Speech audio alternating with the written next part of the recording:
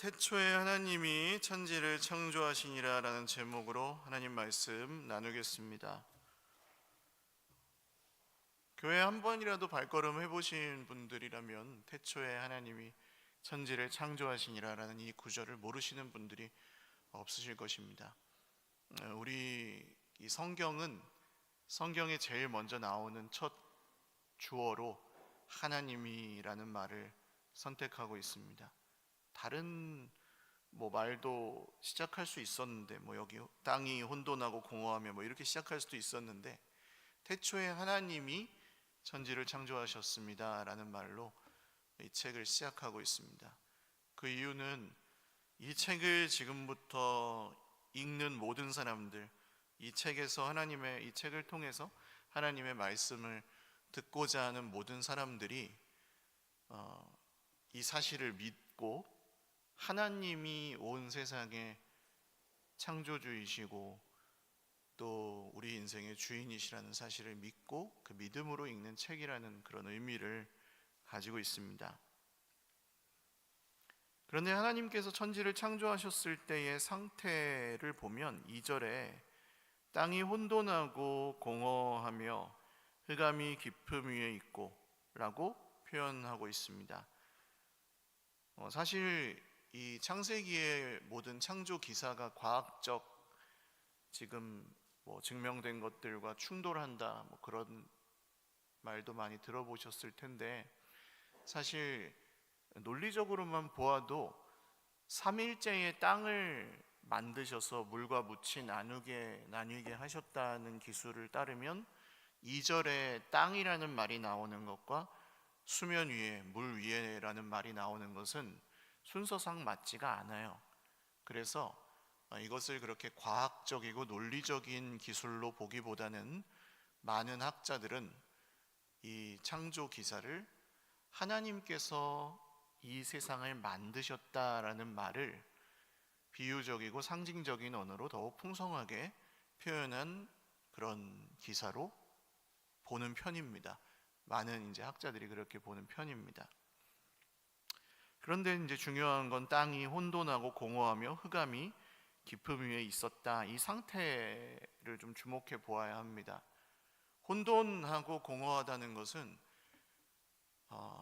어떤 존재가 있으려면 우리 사람도 그렇잖아요. 존재가 있으면 생김새가 틀이 있어야 됩니다. 형태가.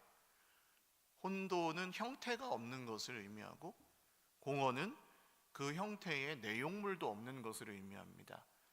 그러니까 이 형태도 없고 내용물도 없이 정말 그 무엇으로도 채울 수 없는, 이게 무라고 하기에는 그보다 더 좀 형편없는 상태인 거죠. 아무것도 정말 없는, 하나님의 이 말씀과 손길이 닿지 않은 상태는 혼돈과 공허와 어둠은 무지와 또 그 악함, 이런 것들을 의미하는 성경의 단어입니다. 그래서 이 하나님의 말씀과 손길이 닿지 않을 때 공허와 혼돈과 흑암이 존재하고 그것의 지배를 받는다고 볼 수 있습니다. 예를 들어서 오늘날 우리는 26년을 살아가고 있지만 현대를 살아가는 모든 사람들도 이렇게 사실은 풍요로운 세상이 되었고 특별히 문제가 없다면 우리는 거의 천수를 누리잖아요. 그리고 병에 걸리거나 아파도 어느 정도 생명을 연장할 수 있는 의술 같은 것들도 많이 발달이 되었고 이전보다 인간의 꿈을 실현할 수 있는 여러 가지 길들이 생겼습니다만은 그래도 여전히 사람의 마음속에 해결되지 않는 그 공허함, 채워지지 않는, 그 무엇으로도 채울 수 없는 그런 빈자리가 있다는 것은 모든 사람이 동의할 수밖에 없습니다.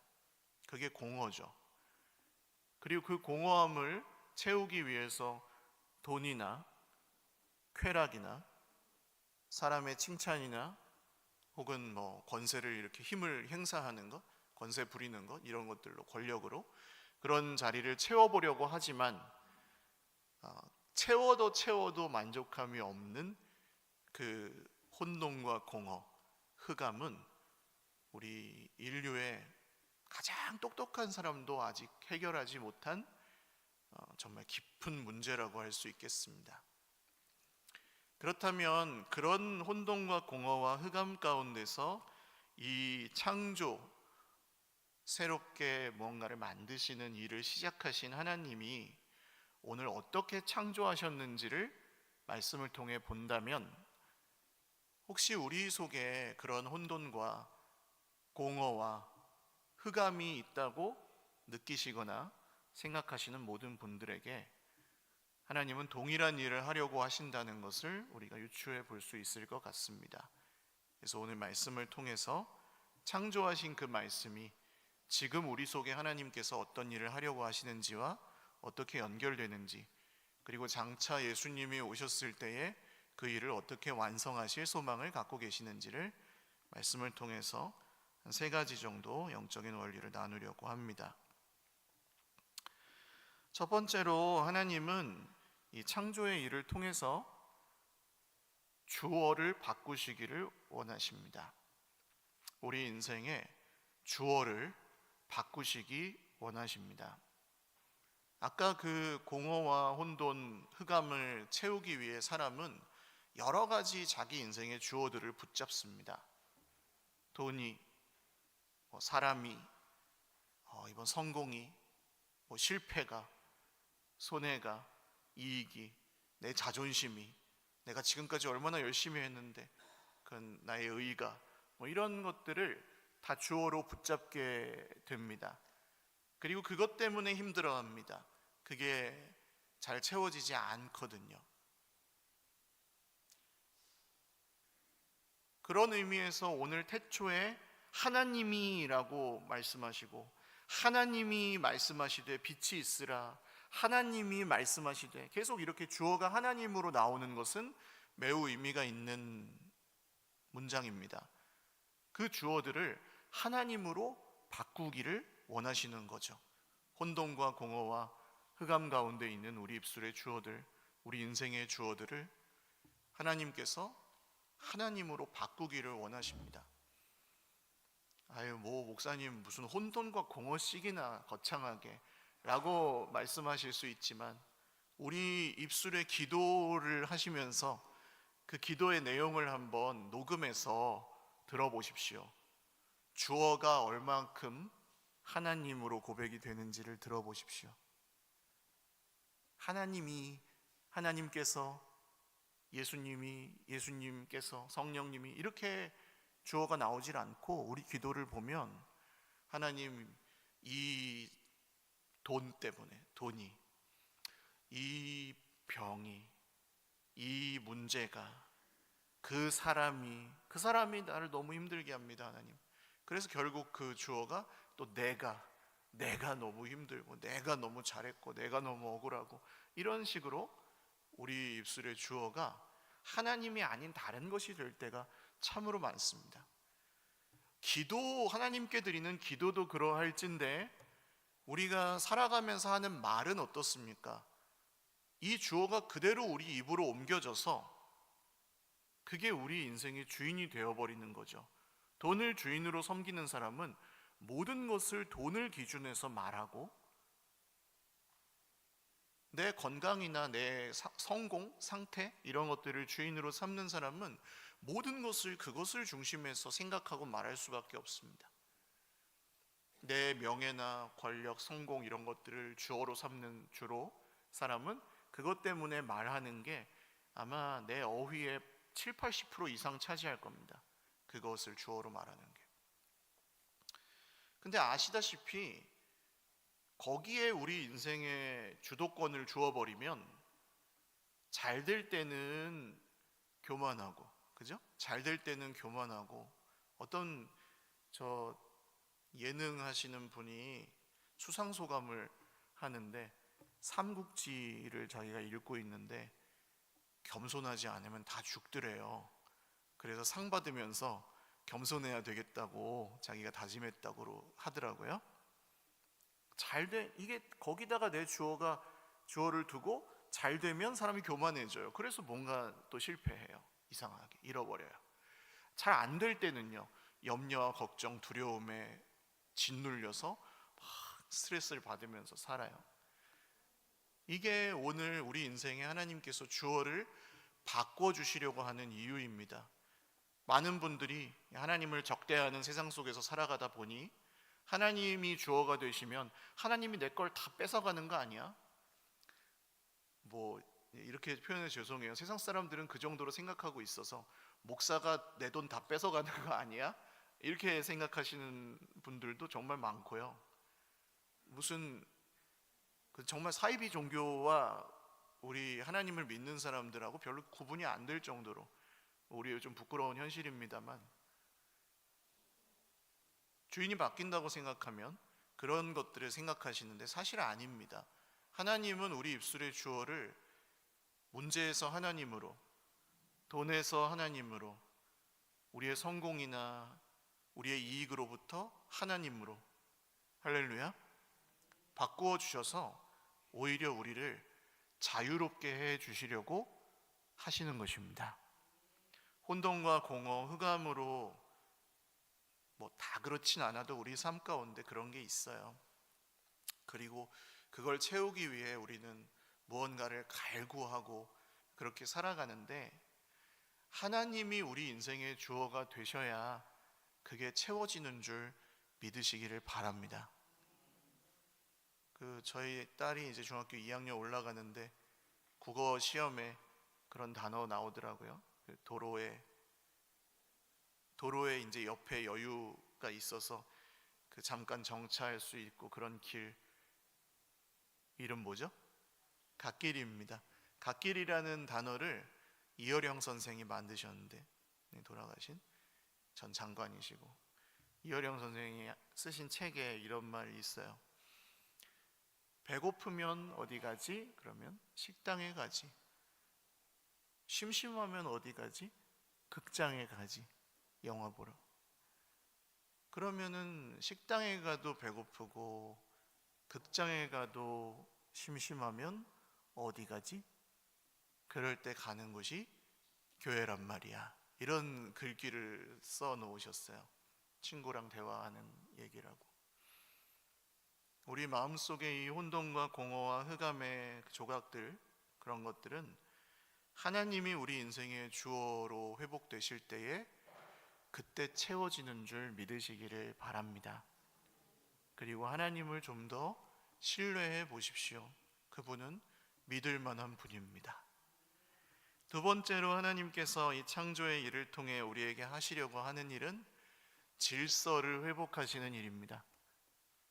혼돈과 공허는 형태도 없고 존재도 없는, 그릇도 없고 그릇에 채울 것도 없는 그런 상태라고 보시면, 하나님은 그분의 질서를 따라서 이 첫째, 둘째, 셋째 날과 넷째, 다섯째, 여섯째 날이 앞뒤로 나뉘어서요, 첫째 날과 둘째 날과 셋째 날에는 그릇을 만드셨다고 표현할 수 있겠고, 넷째, 다섯째, 여섯째 날에는 그 그릇 안에 담길 풍성한 내용들을 만드신 날이라고 보면 되겠습니다. 사실 역시 과학적으로 이게 논리적으로 순서도 잘 안 맞아요. 왜냐하면 하루가 생기려면 해와 달과 별들이 있어야 돼요. 지구의 자전과 공전에 따라서 해 주변을 돌면서 지구가 이렇게 한 바퀴씩 돌면서 밤낮이 생기고 24시간이 생기잖아요. 그러니까 넷째 날 해달별이 만들어졌기 때문에 하루, 이틀, 사흘, 이것을 우리의 지금 24시간이라고 생각할 수가 없습니다. 그럴 수도 있겠지만 그렇지 않을 수도 있습니다. 그러니까 이 기술은 과학적이고 논리적으로 접근하는 것보다는 방금 말씀 들으신 대로 혼돈과 공허와 흑암을 하나님께서 차례차례 해결해 가시는 질서 속에서 일어나는 일이라고 이해하시는 것이 좋습니다.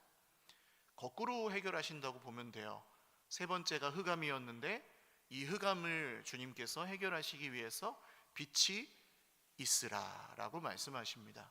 어둠, 무지, 깜깜함, 악함, 이런 것들 가운데서 하나님은 빛이 있어라 하면서 그 어둠을 밝히셨고, 빛과 어둠을 나누셔서, 이게 정말 그대로예요.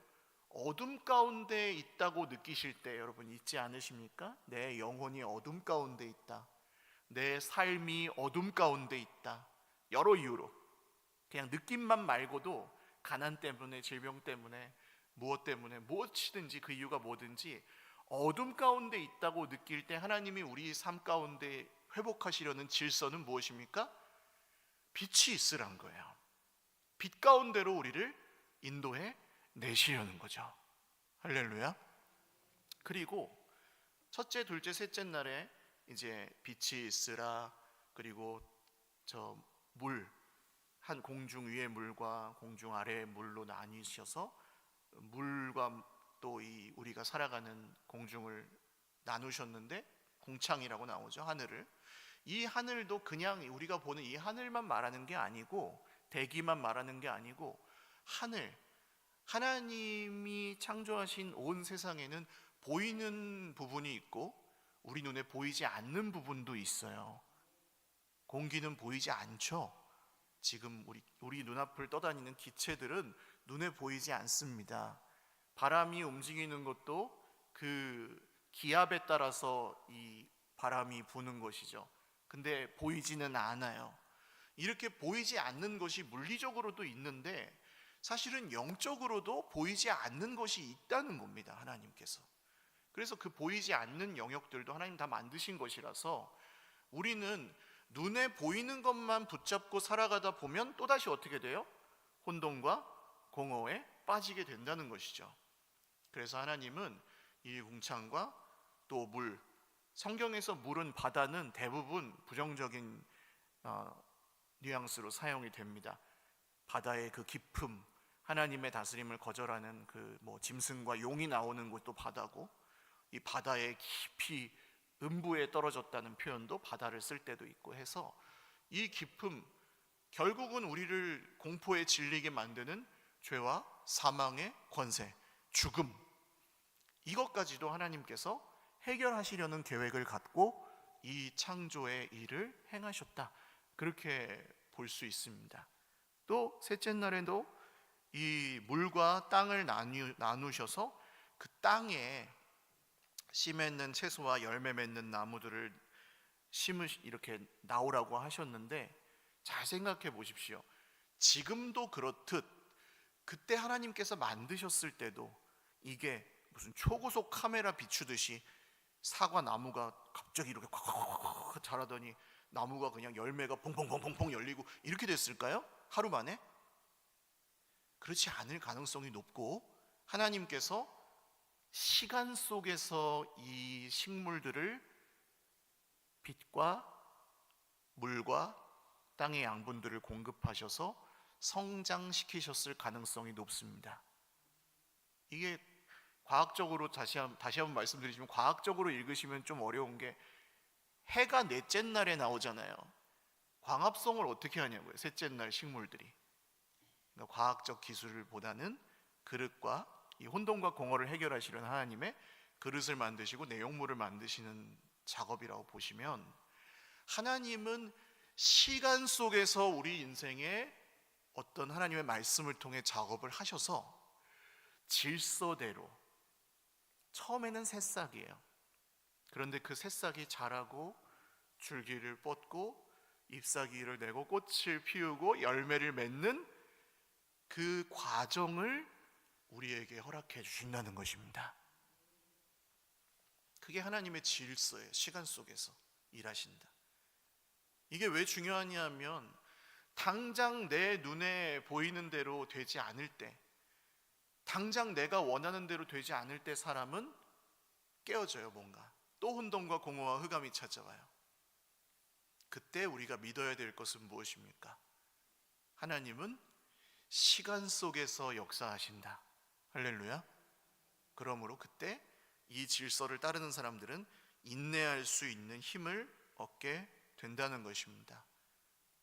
그리고 넷째, 다섯째, 여섯째 날에는 거기에 그 그릇에 합당한 내용물들을 채우셔서 하나님은 그 공허도 해결하셨다는 것이죠. 오늘 하나님께서 우리 삶 가운데 그 질서를 주시고 그 말씀의 질서를 따라서 우리 삶을 회복해 주시고 채워 주시고 그렇게 하시려는 계획을 갖고 계심을 믿으시기를 바랍니다. 그리고 마지막으로 세 번째로는 하나님이 이제 주어를 바꾸어 주시고 또 이 질서를 세우시고 또 마지막으로 하나님께서 하시는 창조의 일은 보시기에 좋도록, 하나님께서 보시기에 좋도록, 여기에는 선하다는 단어를 쓰는데요, 하나님께서 보시고 나서 좋아하셨다, 보시기에 좋았더라, 이 말씀이 매일매일 나옵니다. 빛이 있으라 보시기에 좋았더라, 뭐 하늘과 물이 나뉘어라 보시기에 좋았더라, 땅과 난 보시기에 좋았더라, 이 말씀이 계속 나옵니다. 선하였다, 하나님이 보시기에 선하였다, 그런 표현으로 씁니다.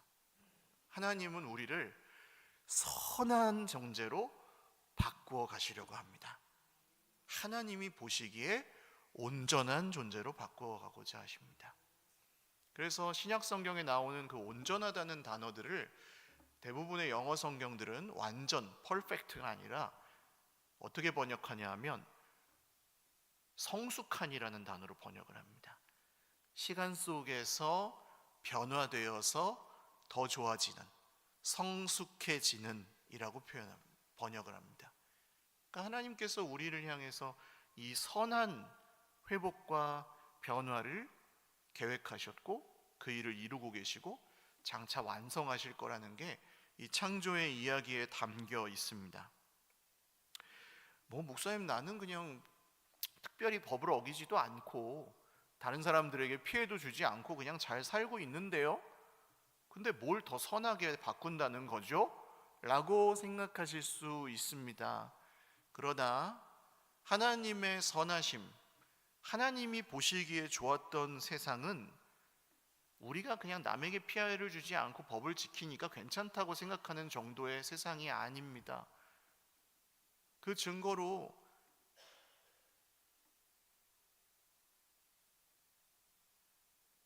지금 5초 정도 지났거든요. 세상에서 지금 세계에서 한 사람이 죽었습니다. 굶어서 죽는 사람이 아직도 있습니다. 5초마다 한 명씩, 통계적으로 그래요. 우리나라는 예전 88 올림픽 할 때보다 지금 훨씬 잘 살거든요. 그렇지만 OECD 국가 중 자살률 1위, 이혼율 1위, 그게 내가 피해를 주지 않고 선하게 살아서 해결되는 문제일까요? 그보다 좀 더 깊은 이야기가 그 속에 있지 않을까요? 왜 사람들은 여전히 그 영혼의 고통을 느끼고 서로 사랑하는 데 어려움을 느낄까요? 그러니까 조금만 우리 삶의 면면을 들여다보면 하나님이 선하게 바꾸어 주시고 싶어 하는 것들이 무엇인지 우리는 깨달을 수밖에 없습니다. 우리 속에 그 혼돈과 공허와 흑암이 있기 때문입니다. 그래서 하나님은 보시기에 좋았더라, 보시기에 좋았더라, 하나님이 보시기에 참 선했더라, 이런 그 관점을 가지고 우리를 보십니다. 지금도 하나님이 우리를 그렇게 보신다고요. 할렐루야. 이게 무슨 얘기냐 하면 우리 손주 손녀 낳으신 분들은 아시잖아요. 손주 손녀 보신 분들은 내 자식을 낳았을 때는 그냥 낳느라 정신없어, 이쁘지만 키우느라 정신없어, 그러니까 정말 이쁜 줄도 모르고 키운다 그러시거든요. 근데 이제 할머니 할아버지로서 자식을, 손주 손녀를 보시면 세상 예뻐, 너무너무 좋아. 다르시잖아요. 자녀들 보실 때랑 또 다르시잖아요. 물론 자녀가 먼저라고 하시는 분도 많지만 보기에 너무, 그냥 보기만 해도 너무 좋은 거예요. 보기만 해도 너무 좋아. 존재 자체로 너무 좋아. 하나님이 우리를 보실 때 그렇게 보신다는 거예요. 보시기에 심히 좋았더라. 할렐루야. 이 말이 왜 중요하냐면 우리는 우리 자신이 우리를 봐도 별로 보기에 좋지 않아요. 겉으로 드러난 우리의 직업, 학벌, 재산 정도, 건강 상태, 외모 뭐 이런 것만 갖고 보시면 보기 좋을 때가 언제가 있습니까? 태어난 아기는 이쁘지만 그 아기가 하는 행동들이나 보면 다 이쁘지 않아요. 완전 무결하지 않아요. 자라나면서 사춘기 말할 것도 없고, 나이가 들어서 힘들고 각박하게 생계를 유지하며 살아가는 어른, 그때는 또 뭔가 안 좋은 게 있고, 연세가 드셔서 나이가 많이 드시면 몸도 아프고 늙고 둔해지고 생각도 잘 안 나고, 이런 것들 보기에 좋지 않아요. 우리는 평생 나 자신이 보기에 좋지 않다고 느끼면서 살아가요. 그러니까 옆에 있는 다른 사람들을 볼 때도 보기에 좋지 않으신 거예요. 그런 기준으로 볼 때는 보기에 좋은 사람 아무도 없고 보기에 좋은 날이 없어요. 여러분, 우리나라에서 제일 잘 되는 병원이 어느 과인지 아십니까? 성형외과, 피부과입니다. 왜요? 보기에 좋게 만들고 싶어서. 성형외과, 피부과 거기 가시는 분들 보면요, 이렇게 표현해 죄송합니다. 조금 덜 예쁘고 덜 잘생긴 사람들이 거기 갈까요? 아니에요. 예쁘고 날씬하고 잘생긴 사람이 더 예쁘고 싶어서 가는 데가 성형외과잖아요. 쟤는 예뻐서 너무 좋겠다. 근데 계속 바뀌어, 얼굴이. 왜요? 그 보기에 좋았더라라고 채우고 싶은 욕구에 끝이 없어요. 그렇게 예쁜데도 자기가 보기에 마음에 안 드는 데가 있어서 또 고치고 또 고치는 거예요. 근데 그게 고쳐서 나아지는 게 아니라고요. 그럼 어떻게 돼야 됩니까? 내가 너를 보니까 너무 좋다 보기에 라고 말씀하시는 분을 만나야 해결되는 겁니다. 너를 보니까 너무 좋다.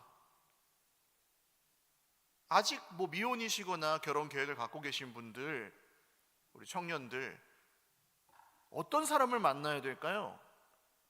어제 저는 또 아주 충격적인 예능 프로를 잠깐 꼭지를 하나 봤는데, 엄마랑 아들 5명이 나오고 엄마랑 딸 5명이 나와가지고 연애 프로를 하더라고요.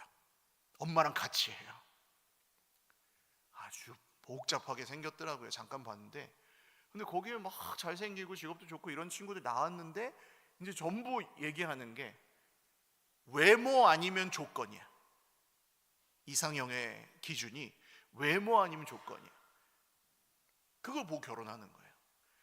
이게 믿음을 가지신 분들도 현실을 외면할 수 없다고 하면서 외모, 조건, 학벌, 믿음, 이거 중에 하나 포기한다면 뭐 포기하시겠어요? 권사님, 그러면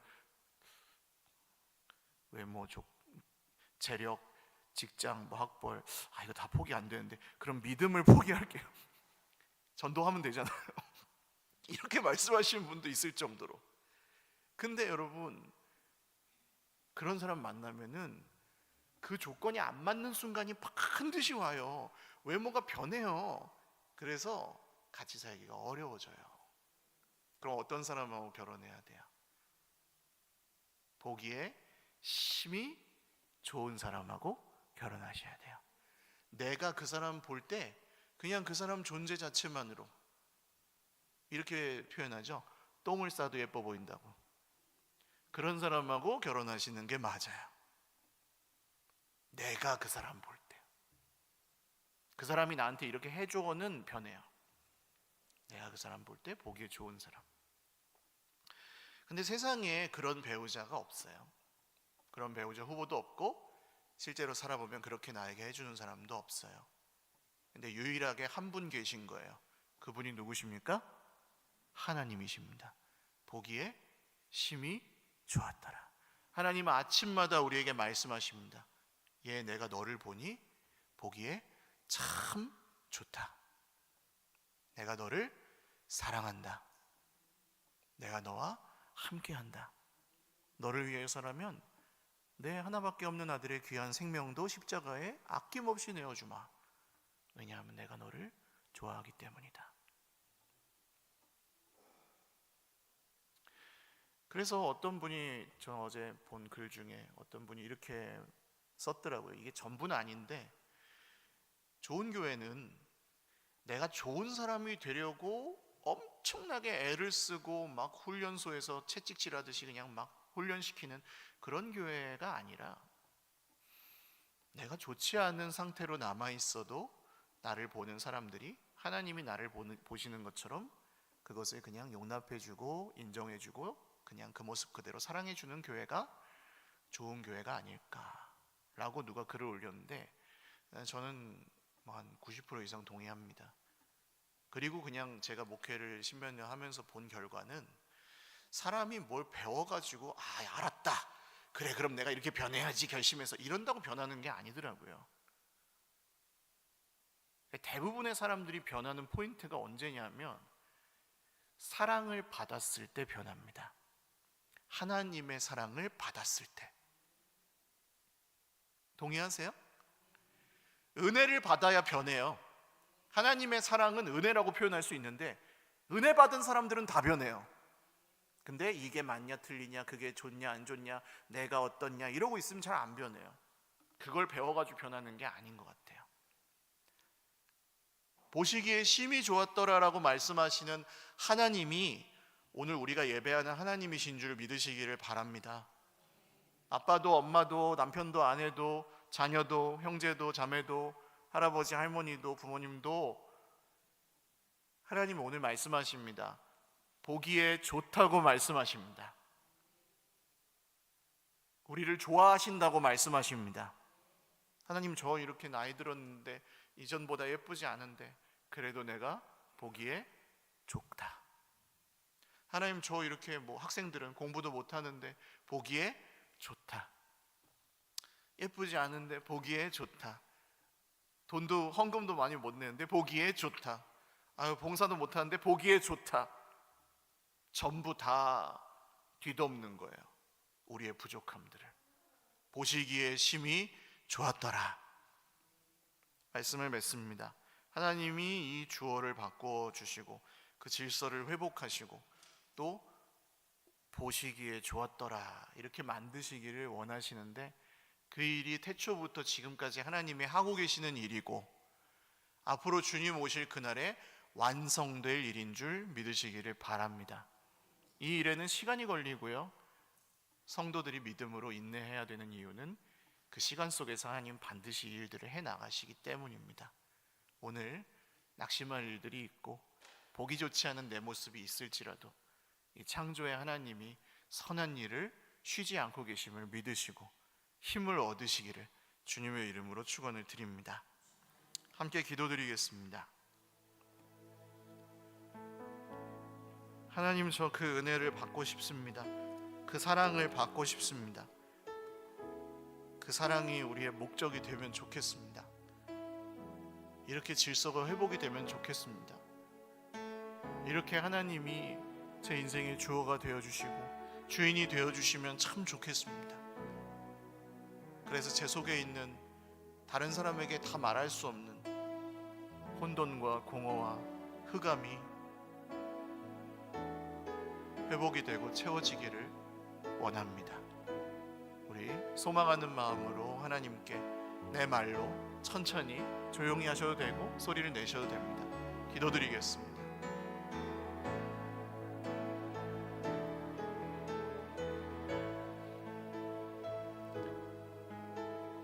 하나님,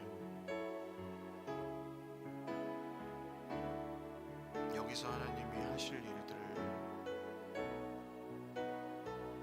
우리는 모릅니다. 다 알지 못합니다. 그러나 해주세요. 은혜를 주세요, 주님. 우리를 사랑하십니다. 보시기에 심히 좋았더라고 말씀하십니다. 그렇게 회복해가고 성숙해가게 하려고 하십니다.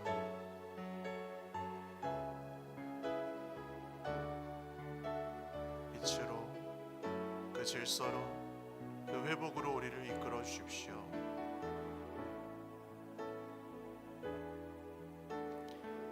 우리 한 번 더 기도드리겠습니다. 혹시 내 마음에 이러한 형태가 없고 그 내용이 비어있고 어두워서 다른 사람에게 말할 수도 없고 말로 표현하기도 좀 어렵지만 내 속에 그런 게 있어서 내 인생이 지금 아프거나 또 외롭거나 괴롭다고 느끼시는 분들은 한번 가슴에 손을 얹고 기도하실까요? 하나님, 제 입술의 주어나 제 인생의 주인이 저일 때 그렇게 행복하지 않습니다. 하나님이 저의 주인 되어 주십시오. 제 입술의 주어가 되어 주십시오. 혼돈과 공허와 흑암 가운데서 질서를 회복하신 이 말씀을 듣습니다. 저의 삶에도 하나님의 질서들이 회복되게 하여 주십시오. 그리고 혼돈하고 공허하고 흑암에 가득 찼던 세상을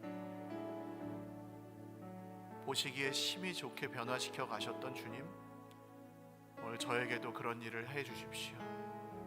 그런 은혜를 받게 해 주십시오. 함께 기도드리겠습니다. 하나님, 오늘 용기를 내어 주님께 우리 속에 있는 공허와 혼돈과 흑암을 고백합니다. 아무에게도 들키기 싫은, 또 다 말할 수 없는 그런 아픔들도 우리 하나님 앞에 놓아봅니다. 은혜 주십시오. 사랑하여 주십시오. 그 말씀이 들리고 그 말씀 안에 병원에서도 어떤 사람도 어떤 성공도 고칠 수 없었던 그것이 오늘 고쳐지게 하여 주십시오.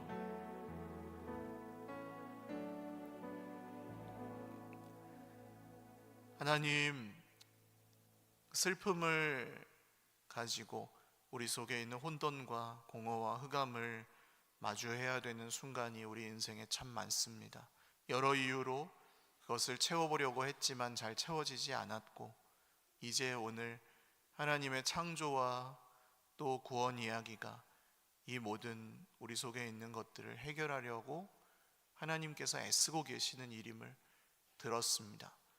말씀을 통해 우리 입술의 주어가 바뀌기를 원하는 소원을 가진 사람들마다 하나님의 질서가 회복되고 하나님이 보시기에 선하다고 사랑한다고 말씀하시는 그 음성을 들은 모든 형제자매들마다 우리 속에 있는 혼돈과 공허와 흑암이 회복이 되고 해결이 되고 주 예수님이 주시는 세상이 줄 수 없는 소망과 평화와 기쁨으로 바뀌게 하여 주시옵소서. 오늘도 여러 문제 가운데서 신음하고 상처로 고통하고 있는 형제자매들의 마음 문을 열어주시고 그 마음 속에 우리 주님이 찾아오셔서 어루만져 주시고 주인이 되어 주시옵소서. 감사하옵고 이 일을 절대 멈추지 않으시고 끝날에 완성하실 우리 구주 예수님의 이름으로 기도드립니다. 아멘. 우리 하나님께 영광의 박수 올려드리겠습니다. 다 같이 일어나셔서 아까 드렸던 찬양 후렴하고 예배 마치겠습니다. 모든 것이 은혜, 은혜, 은혜, 한없는 은혜, 내 삶에 당연한 것 하나도 없었던 것을 모든 것이 은혜였소.